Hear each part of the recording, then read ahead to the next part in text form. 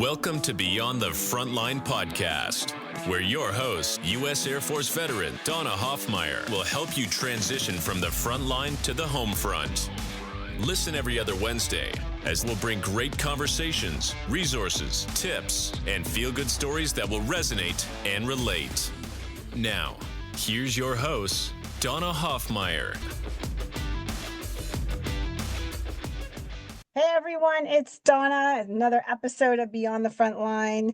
And the energy around here is a little wild. I think everybody's kind of feeling the tension of everything that seems to be going on in our world and in outside of our world. So I thought it would be really good to have a discussion about what's going on in the veteran world and in the levels of legislation, and talking about legislation and our empowerment and how we can get involved to advocate and all those fun things that we get to see on the news. And sometimes we're maybe a little disillusioned and be like, feel no power. But the reality is we all have a voice, right? So I brought in a friend of mine.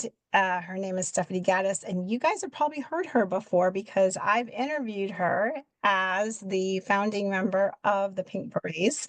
And if you don't know who the Pink Berets are, they are a women veteran-focused nonprofit, and they advocate for women that have dealt with anything to do with PTSD, trauma, whether that be just through traumatic events from deployments or military sexual trauma, domestic violence, anything like that. And they have a wonderful nonprofit out here in Boerne, Texas. So Stephanie has another side of her, and we've always wanted to have this conversation. And so we just thought now was a great time to have it. She has a legislative side. She sits on a committee and a task force. So they're long named. I'm going to whip them out here. So she sits on the DoD Prevention of Sexual Misconduct in the Military. That's the committee she sits on. And then she also sits on the National Interpersonal Violence and Sexual Assault Prevention Task Force. I can't read today. So we're bringing Stephanie in. Hey, Stephanie, how are you? Hi. Happy to be here again. Yes, I love having you on. I think this is awesome. I love your impromptu. Like I text her on a Tuesday and said, "Hey, do you got Thursday open?" Can we have this talk? Because I think that everything going on, and I am going to preface this, that this is not a political discussion that we're having. This is a discussion about what is going on, the different things that are going on, how that potentially could impact, and how you can be empowered and have a voice in this, whether you're for it, not for it, want to learn more about it, just be involved. I think that's important for people to know there are resources out there to let you get involved, right? And to help you kind of better understand what is happening at the higher levels. Stephanie goes to DC. That's why I grabbed her quick, because she'll be gone next week, sitting in these committees and task force firsthand, bringing her expertise as running the nonprofit that deals with sexual assault and misconduct, and bringing forth that. But even with that, she's also advocating for women veteran across the board. And so we're going to get her take on things and kind of empower everybody. Is that like a plan?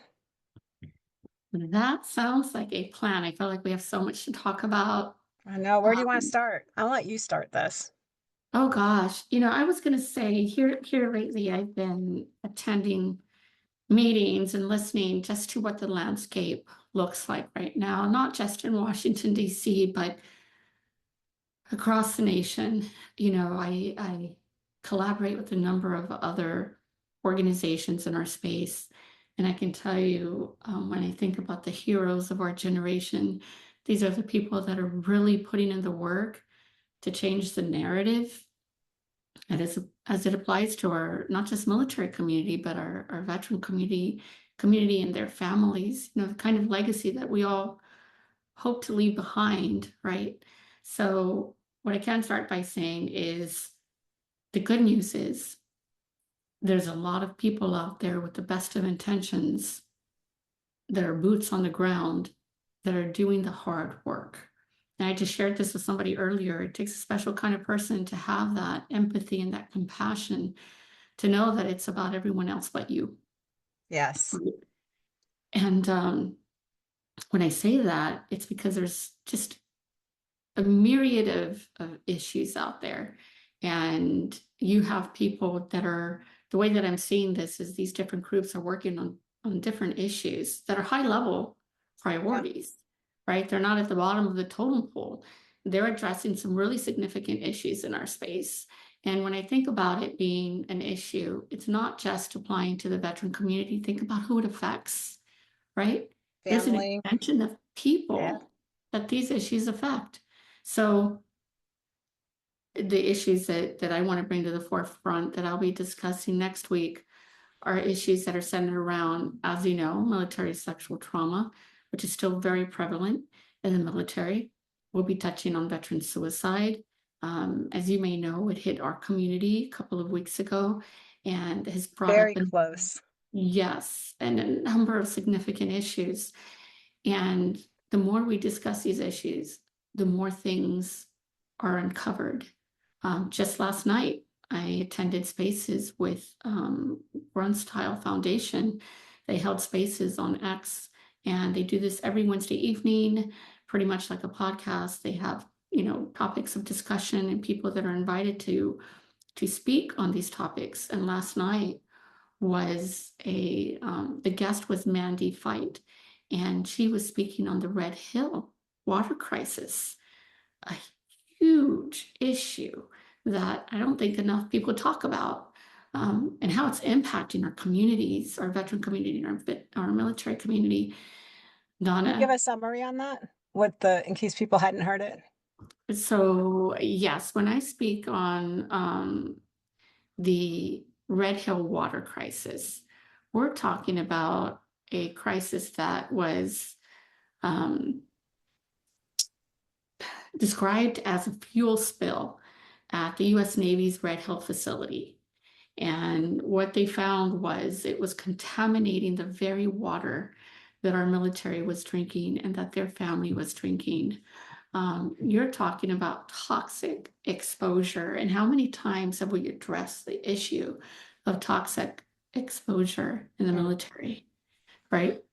Well, I mean, the PACT Act came out of that because of the level of toxic exposure. I mean, I was blown away when I resubmitted my claim, and I was like, well, I wasn't at any of those bases. They're like, it doesn't matter what base you were at.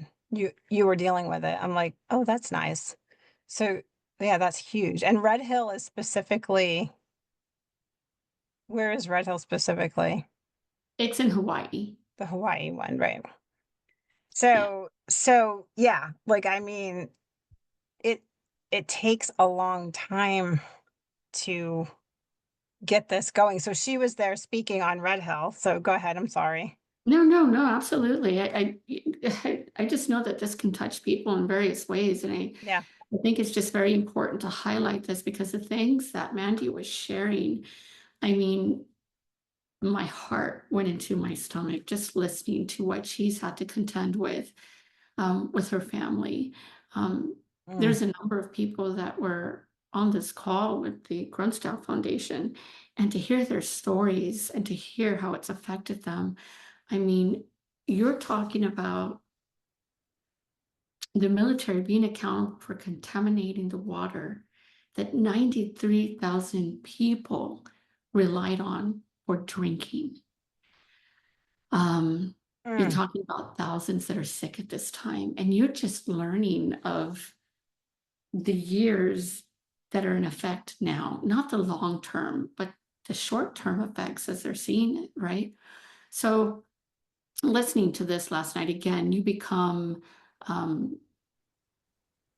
educated on the issues that are out there, because we tend to focus on the things that we know we're knowledgeable about, where our expertise lie. But when you hear other people and their fight against the issues, that they're fighting that do apply to our veteran and military community, it just reminds you that there's so much work to be done, right? And again, it's not even a singular issue when you talk about the kind of work that needs to be done across the board and who we need to approach and how we need to discuss these issues. So we have that issue. Another very important issue, Donna, we've been hearing about this here lately too, and it's incredibly important. And this is something else that the Grunstyle Foundation is navigating, but also they're very instrumental in ensuring that these issues are being addressed within our veteran community. And it goes hand in hand with the veteran suicide that took place on the VA grounds in San Antonio. Okay, so that gentleman and his son came and spoke at one of our breakfasts, so it hit very close to thank the goodness. Spring Branch community. You see, so Donna, you're an example of the people that it affects.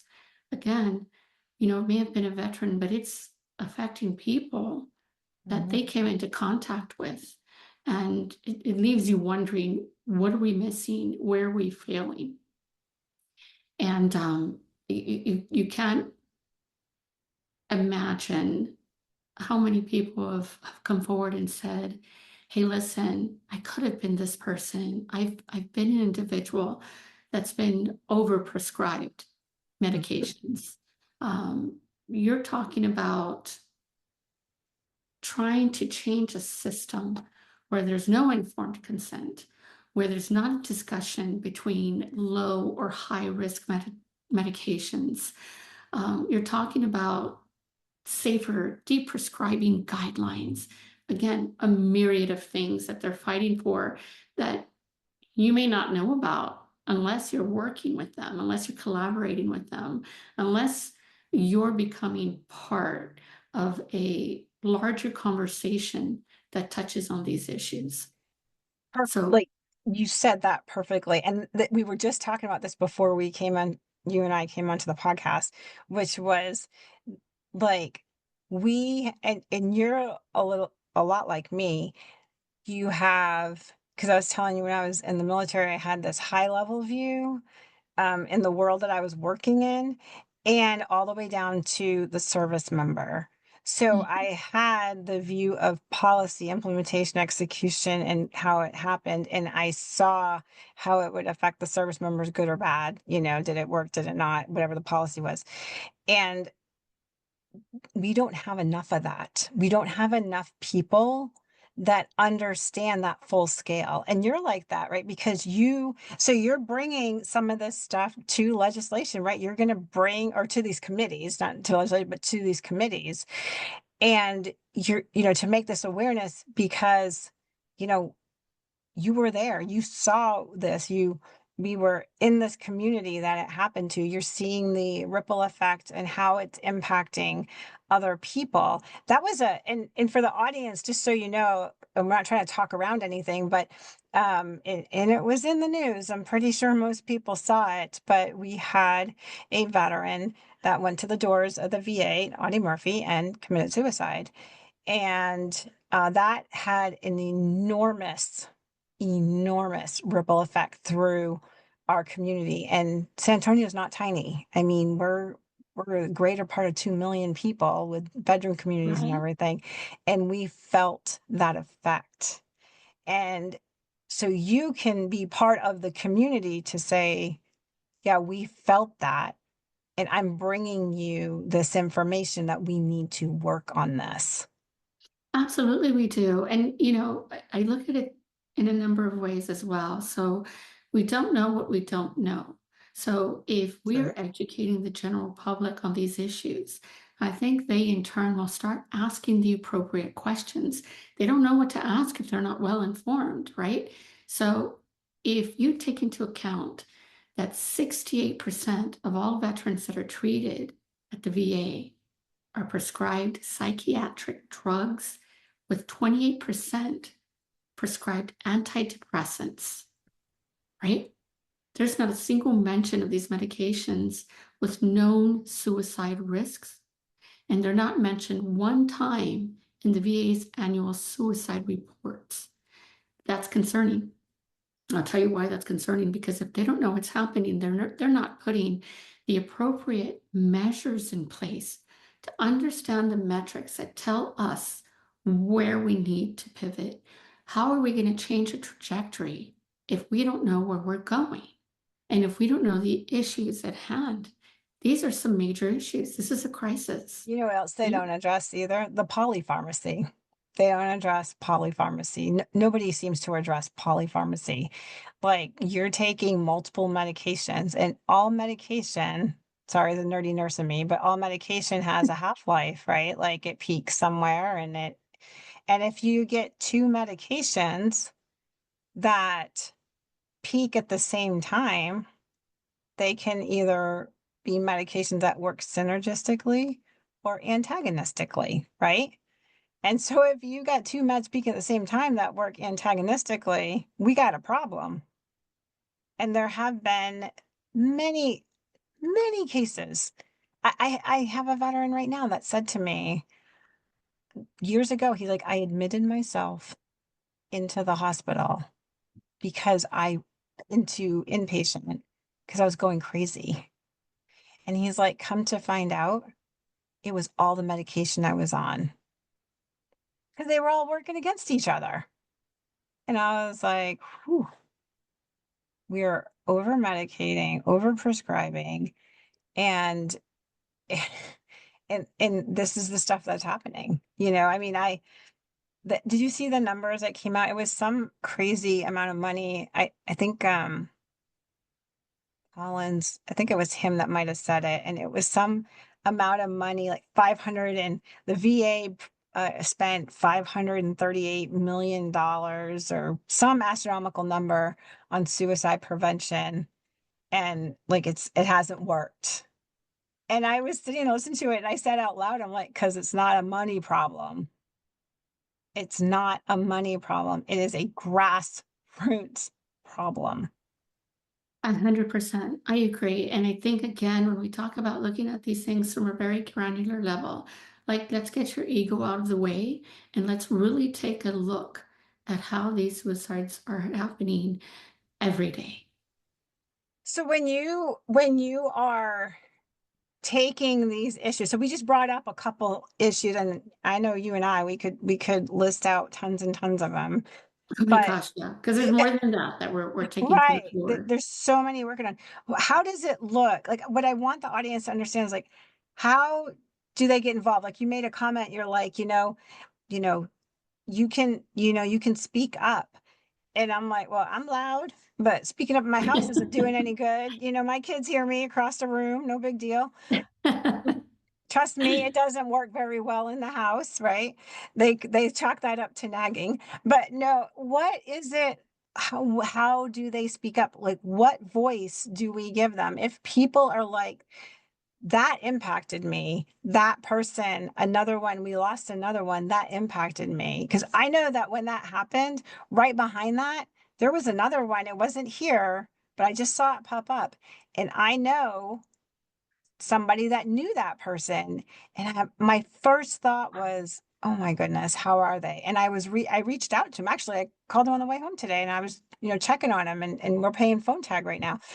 How do people have a voice? How do they speak up? You got invited and got put on the prevention committee, and you're on this task force, and we're thankful because you're taking issues up, going, hello, in my community, in this community, and we're putting ears out. And how does the average person like me go, I want a voice. You need to know this. Like, what are the methods to do that? Well, there's a number of different methods that you can adopt, because you're right. I mean, this isn't something that people should be opposed to doing. If you take umbrage when it applies to certain issues in your community, or something gets close to home and you want to do something about it, or you now feel like this is your purpose and you want to ensure that you can be part of that change, the best ways to reach your members of Congress are ways in which you can communicate with anyone. email, phone calls, posting on social media, writing an op-ed, attending a town hall, that can be just as effective, especially because you have social media that spreads news like wildfire, Mhm. right? But listen, you can express your opinion at any time, but if you believe to be someone that is very vocal, absolutely take your issue to your elected representative in the House of Senate, especially if they represent your area. And listen, enter your address and find out who your representative is and start making a phone call. They want to hear from you. I can tell you we work on addressing issues with U.S. Representative Tony Gonzalez, who Mhm. is representative from my district. And what I can tell you is they respond and they are very proactive when it comes to issues. Um, I, for one, believe in the system. I believe in persistence. I believe that if you want to see something change, you have to be ambitious and watch it change. You can't sit back and complain about an issue if you're not going to be part of resolving it, right? Be part of that solution. So I think that was a very important question. The only way that we're going to implement solutions is if we have a number of people moving forward and addressing these issues, right? Our voice gets louder and louder each time you add an additional person, and educate yourself on these issues. Learn about the facts. Don't put your emotion into this and say, well, I don't like this and this is ridiculous and this is how I feel. You got to come at this with facts and you have to come at this with solutions. Your representatives are more apt to react if you bring a solution to the table. If you're somebody that's analytical and you're strategic, bring that to the table. There's a number of people out there who are not exercising their talents when it comes to addressing these issues. I think the more people we have coming to the table, the more we can accomplish. And like I said, there's a number of issues out there that need to be addressed. I mean, I work very closely, to pivot here for a moment, an organization called Minority Veterans of America. They are incessantly addressing issues at its core. And we're talking about an issue that attacks the transgender and non-binary people and their dependents, those who have served, right? We didn't question them when they were defending our country. Why are we questioning them now? Right? So we're talking about organizations like this who are at the forefront of change. You can be part of this forefront. You can be part of this conversation, but you have to be willing to put in the effort. And some of these things are high stake, right? Um, I mean, I- I know what you mean, but what do you mean? so high stake meaning there are going to be some people that disagree. There are Yeah. going to be some people that are argumentative. There are going Mhm. to be some people that say, well, you know what? If that's how you feel and these are your thoughts, then I don't know that we should be friends. Sayonara, right? Yeah.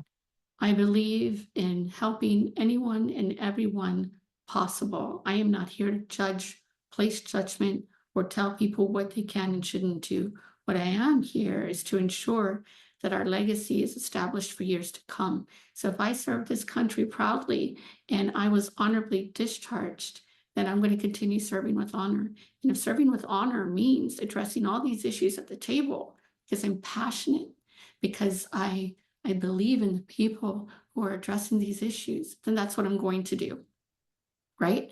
Yeah. So I'm a huge proponent of being on the defense when it comes to measures protecting the LGBTQ community. I have friends that I consider family that are part of the LGBTQ community. So if you come for them, I'm going to come for you. That's just the way that it is. And the same rule applies to all these other issues that are affecting our communities. And I mean affecting them in a way that it has become a national crisis. Okay. Um, So let me unpeel a couple of things. So this is something, there's two things that came into my head. One, it's very important for people to understand that this is not a left or right thing, No, right? not at all. Very This is, bipartisan issues. yeah, these are bipartisan issues, right?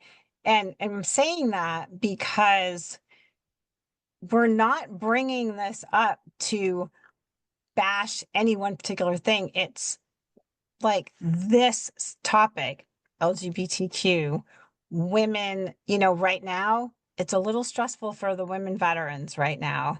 We just Absolutely, it is. lost another star, female, all our female, we have no more female uh in head positions.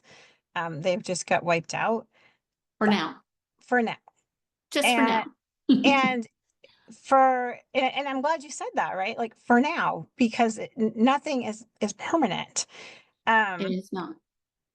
But I really don't expect the guys to fully understand how we feel. These women were glass breakers for us.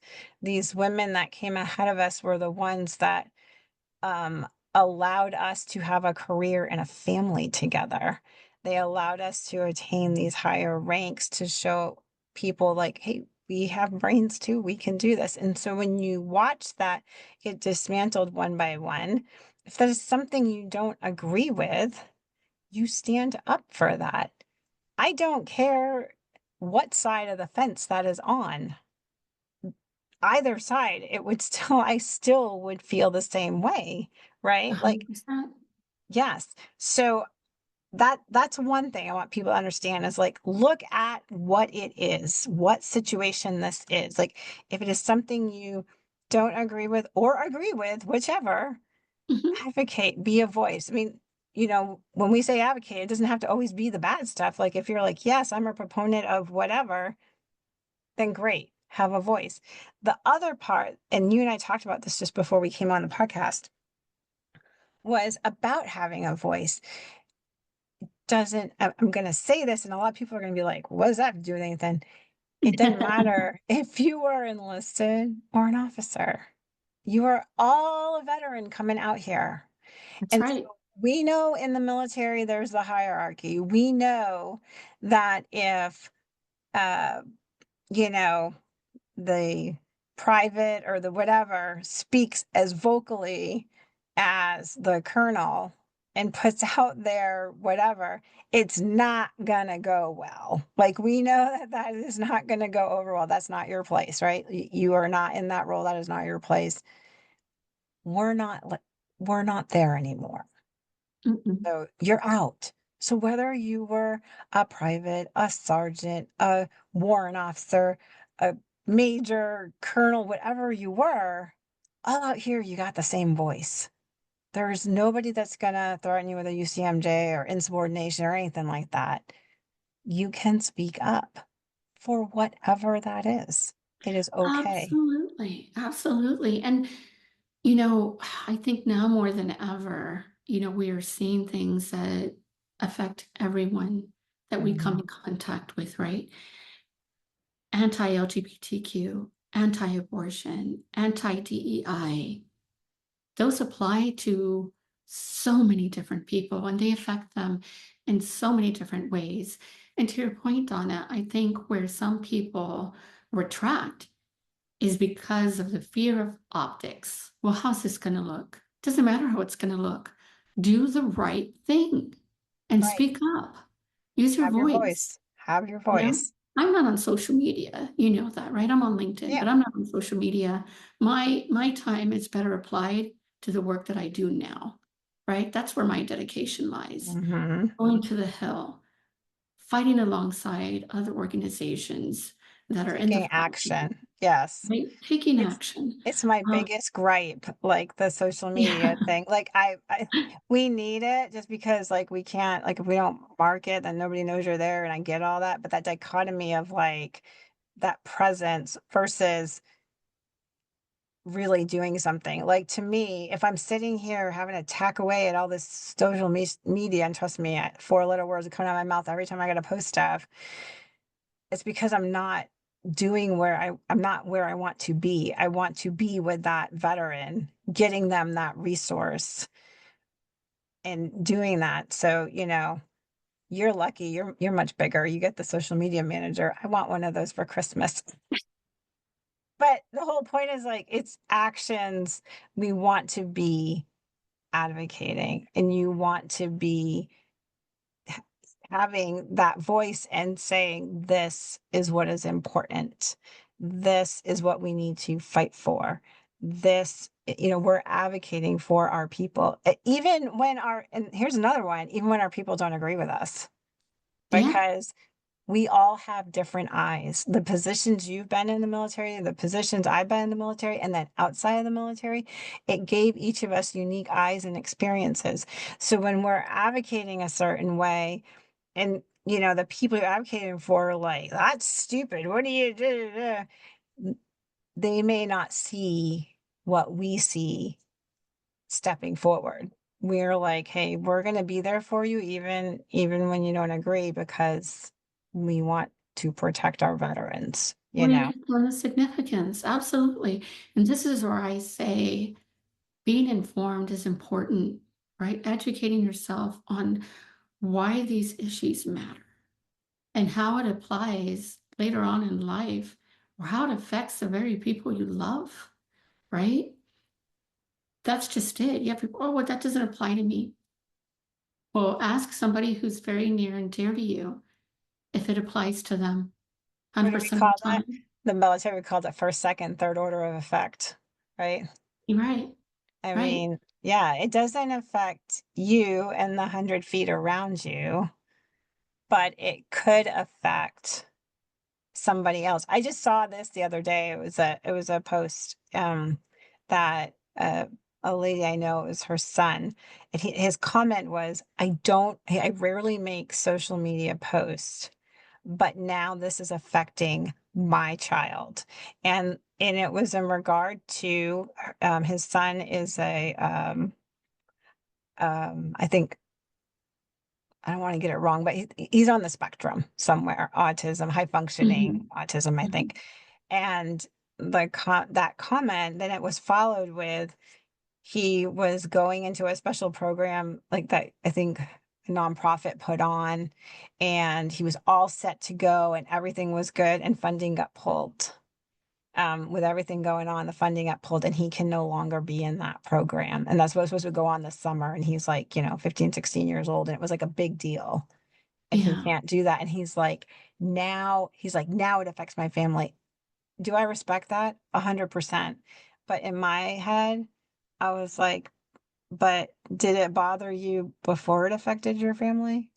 And yeah. that's a hard place to be in. I get it. I get that. It But as is, it advocates, that's is. how we think. Like it's not, some of this stuff's not affecting my family, Right. but I'm watching it affect other people hard. And I'm like, whoa, that And, that's not cool. and the irony, Donna, in that these honorable women have been removed from these high levels of leadership, right, where they have served honorably, right? Yes. It is no small feat to do the work that they have done. And so when I say, for now, I mean, yes, that may affect us, but in the interim, because these aren't people that are going to just quietly walk away, right?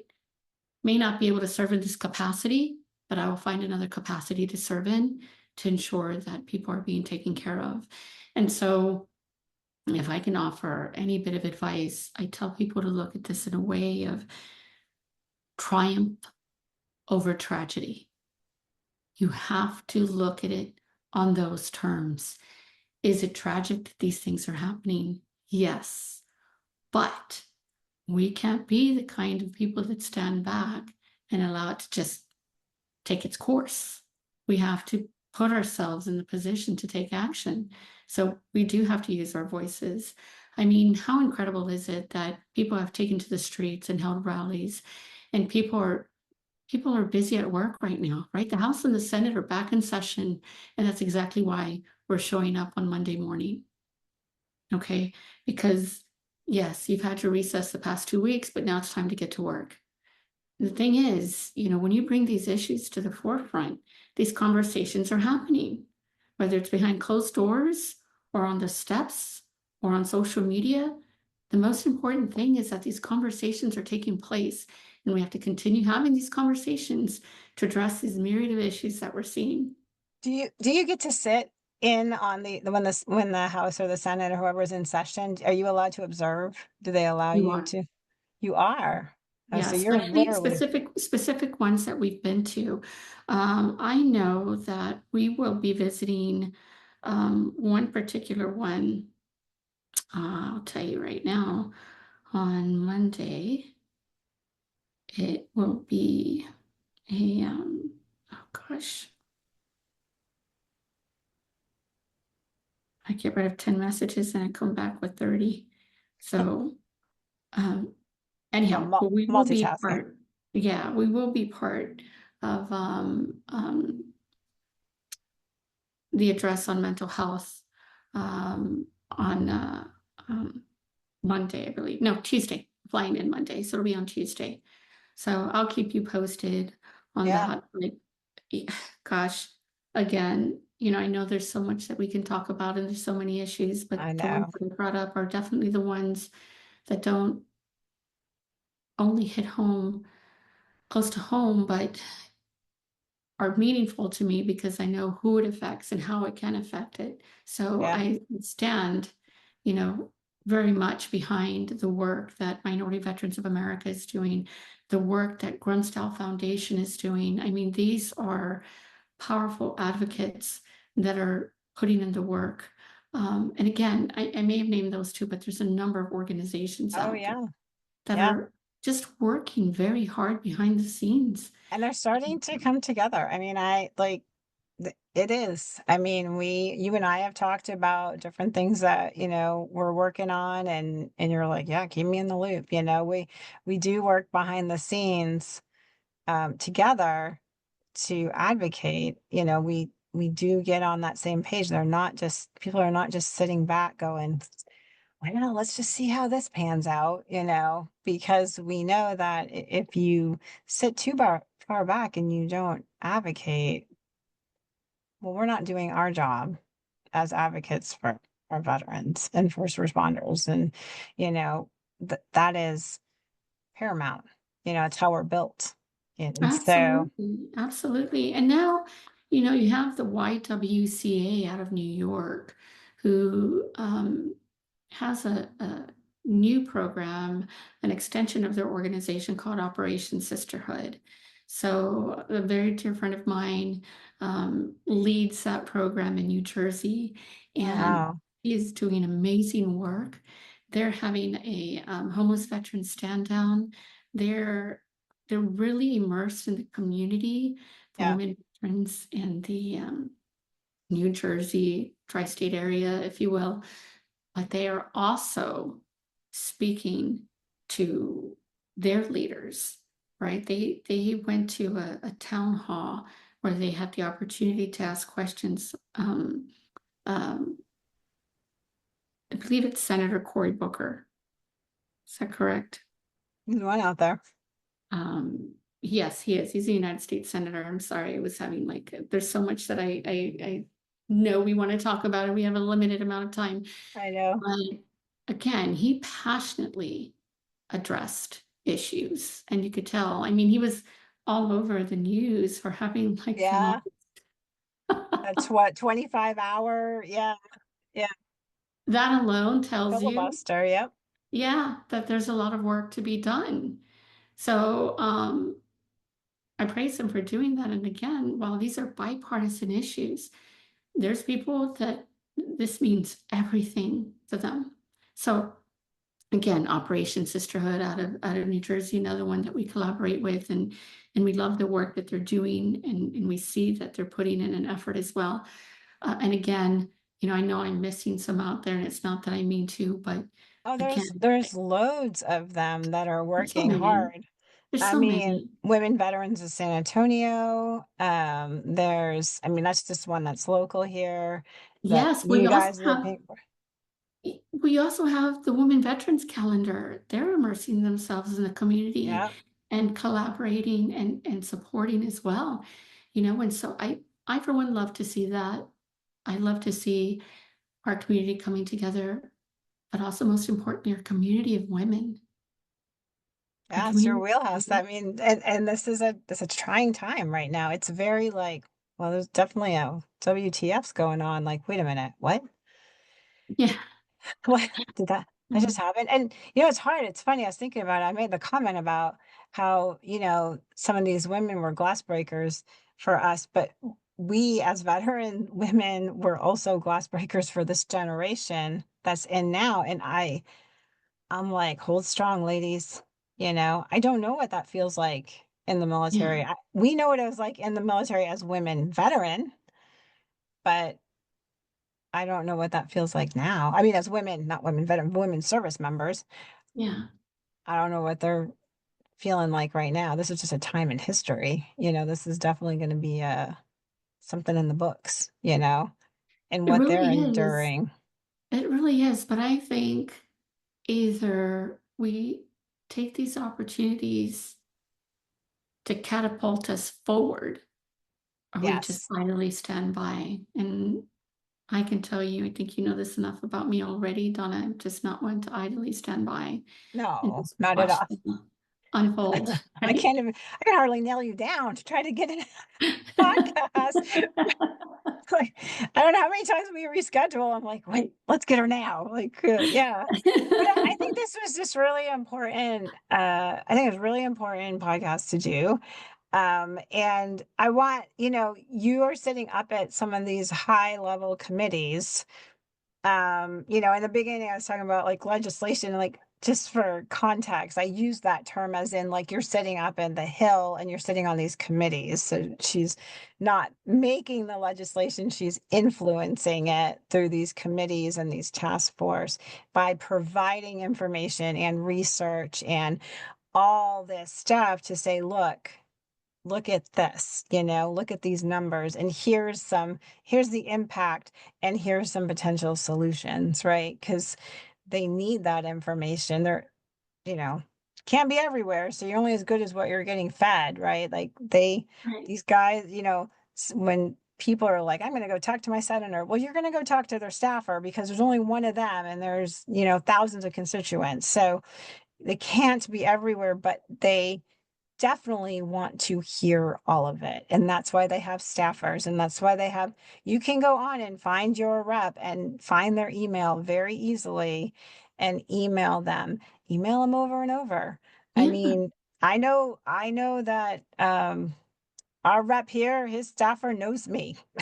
Yeah. 'Cause Yeah. I've had many conversations with him. He's actually come and spoke at some of our stuff, a couple of them.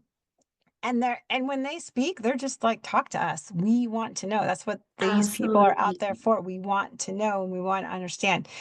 Now, I I agree. personally think getting on screaming, ranting, and raving, saying that you hate something so much, not necessarily an effective way. No, it's not. You also don't have to come with 10 years of research that you did either, but you can say, like, hey, my name is Donna.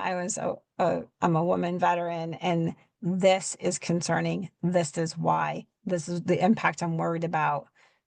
What can we do? Here's my ideas. That's Absolutely. fine. That you can Yes. be factual. You can go scream in your pillow afterwards, and you can, do whatever you Yeah. want. But when you are speaking to them, come in factually with that information. They want to hear that, and they're going to hear it so much better. It's, we say, take the emotion out of it. And that's such a kind of a crappy thing to say because you wouldn't want to say anything unless it made you emotional, right? Like, so we want to say that, but what we're saying is people can't hear you when you're letting all the emotion come out ahead of it, right? And I'm saying that to everybody. So please don't anybody right now think I'm saying like, oh, you're saying that to the women. No, I'm saying that to everybody because I've dealt with people Everybody. too. Like guys get Everybody. emotional too. Yeah. So Agreed. Agreed. And to your point, Donna, this is my strategy anyway, is yes, I will remove the emotion out of the conversations that I have, but I will ensure that my words are yes. impactful. Yes. Matter of fact, I'll tell you, I watch some of these committees. Like I've seen the Senate Armed Committee, the Veteran Affairs Committee, like, they record this. It's all over the place. Watch how some of these people address things. And it's impressive because exactly what you said, they're not ranting and raving and standing up and flipping out, but their words, they specifically select their words, and it's very impactful. Very impactful. It So, is. having said that, because I know that you have to go and I'm respecting your time, we want people to get involved. We want to have a voice. And if you're really not sure what to do, you know what? Reach out to Stephanie, reach out to me, reach out to Coming Home Wow. It's fine. The messages will get to us and just say, hey, I don't know what to do, but I want to do something. And we can connect you. We can give options. We can talk to you. I mean, we're not out of touch, We do respond. So if you're not sure, reach out. Go to your reps. Look it up, town hall meeting, go check it out. You don't have to say anything. Just go get some information, just learn the information, take the media with a grain of salt. It's very hard right now, to know what that headline really means, where they're at, find out your own information and stand your ground. Have your voice, have your position. It is fine. You are allowed. That's what makes this place beautiful, right? If we were all the same, it'd be a really boring place, wouldn't it? I agree. I agree. And I think that's what's really important about these conversations, especially the one that we're having, is to help people navigate how to take that next step forward, right? Yeah. Something that I know a friend of mine who happens to be the executive director of Minority Veterans of America had said some really powerful words in their testimony, and they held dog tags up, right? Like this is a remembrance of their contribution to this country, but also to say we will not be erased. I mean, you can erase every website you want, any position upheld, but you can't take away. I want to sound like Whitney Houston right now. You can't take away their dignity, right? Like they. I'm laughing because I was going with Dr. Seuss, right? The Grinch That Stole Christmas. You can take it all, but we're still having Christmas. It's That's happening. right. I mean, listen, I still have a birthday, so it That's doesn't. right, whether we want it or not. There's nothing to say that it can stop you from fighting for what you believe in, and that's what I encourage people to do, is to fight for what you believe in, and I stand by that. I'll continue to stand by it. So, Donna, thank you so much. It's always a Absolutely. joy. I know we don't get to do this enough, but you know that if I can commit time, it's definitely going to be to commit it with you and to have these That's a conversations. huge honor. You've been interviewed by big people, so thanks. I'm a little person. You're I big do and appreciate it. Big mouth maybe, but that's where the big probably is. But all right. Well, I think we need to wrap this up because I know you need to go and I am not going to block that time. You got to get to an appointment. But for the audience, it's important. I'm glad we had this conversation. I want you guys to have a voice. Veterans, we all have voices. And trust me, I've heard you guys. I know how y'all know how to use them. So use them, and stand your ground for what you believe in and look at how everything's impacting everybody, not just your worlds, but maybe your friends' worlds in ways that maybe you don't understand because you're not standing in those shoes. And that's okay, because we don't want you to have to experience all that stuff, but have some empathy towards that, and say, damn, what if that was me in those shoes? How would I feel? So I think this is great. I appreciate you so much. And Thank you, I'm sure Donna. I'll drag you on again some other day when you'll get a Yeah. random text going, "Want to do a podcast? What's For going on sure. today?"